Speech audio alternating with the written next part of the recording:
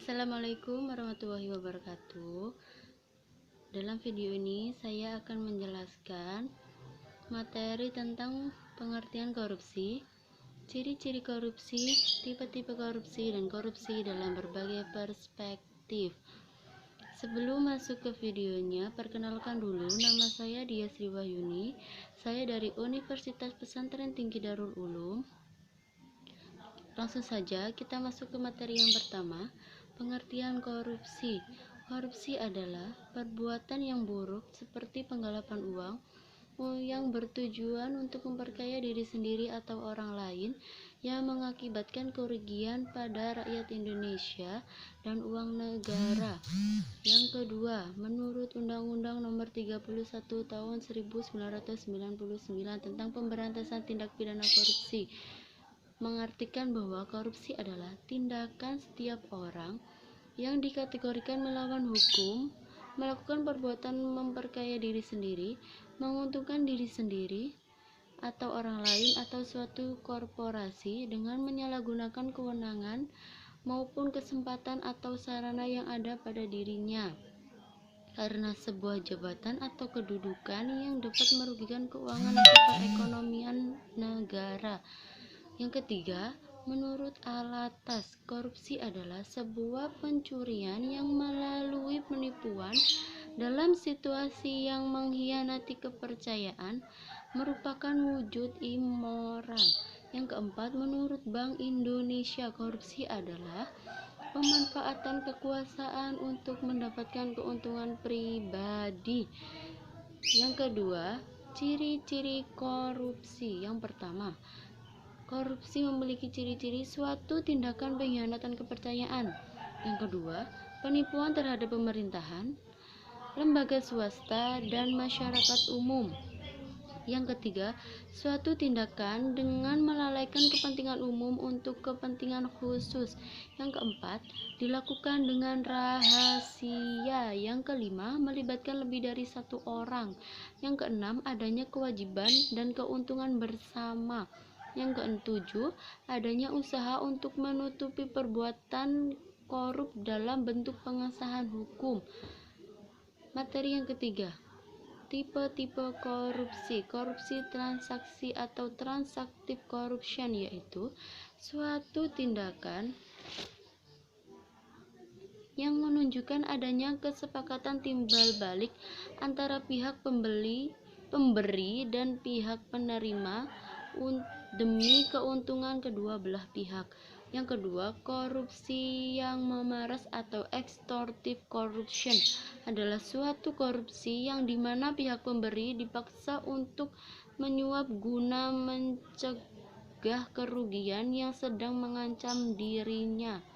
Yang ketiga, korupsi investif atau investive corruption adalah korupsi pemberian uang, barang atau jasa tanpa pertalian langsung dari keuangan tertentu. Yang keempat, korupsi kekerabatan atau nepotistic corruption adalah penunjukan yang tidak sah terhadap teman atau saudara untuk memegang jabatan dalam pemerintahan. Yang kelima, korupsi definitif atau definitive corruption adalah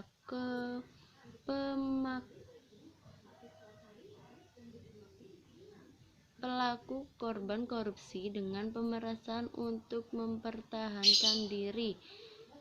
Yang keenam, korupsi dukungan atau supportive corruption yaitu korupsi tidak secara langsung menyangkut uang atau imbalan langsung dari bentuk lain. Materi yang keempat, korupsi dalam berbagai perspektif. Yang pertama, menurut perspektif Islam, adalah korupsi adalah suatu perbuatan yang merusak kemaslahatan, kemanfaatan hidup, dan tatanan kehidupan. Pelakunya dikategorikan melakukan dosa besar. Yang kedua, perspektif sosial adalah suatu tindakan. Maksud saya, korupsi menurut perspektif sosial adalah suatu tindakan yang dapat meningkatkan angka kemiskinan, perusakan moral bangsa, hilangnya rasa percaya masyarakat terhadap pemerintahan. Yang ketiga, korupsi menurut perspektif budaya adalah suatu perbuatan yang akan membentuk pandangan buruk terhadap reputasi negara dan secara perlahan akan memutus budaya luhur bangsa. Yang keempat, korupsi perspektif ekonomi adalah korupsi berdampak pada pengembangan merata saya ulangi. Yang keempat, korupsi menurut perspektif ekonomi adalah korupsi berdampak pada pengembangan infrastruktur yang tidak merata, tidak sesuai dengan yang dianggarkan sebelumnya. Yang kelima, korupsi menurut perspektif politik adalah korupsi dapat memperkuat demokrasi dan tata cara pemerintahan. Maksud saya ulangi. Yang kelima, korupsi menurut perspektif politik adalah korupsi dapat mempersulit demokrasi dan tata cara pemerintahan yang baik dengan cara menghancurkannya secara formal dan cenderung akan tidak dipercaya oleh masyarakat.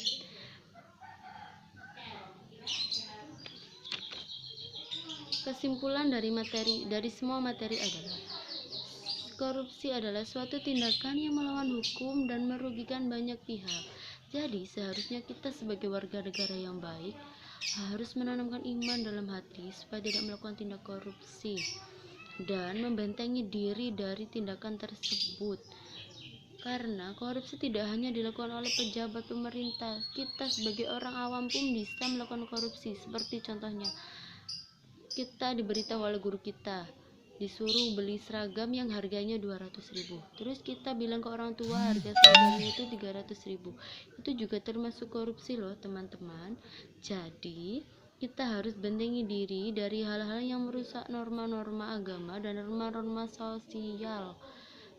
Kalau kita menemui teman-teman kita seperti itu, kita harus mengingatkan dengan cara apa? Dengan cara diberitahu, tapi jangan sampai menyakiti hatinya. Oke, sekian video dari saya, kurang lebihnya saya mohon maaf. Terima kasih. Assalamualaikum.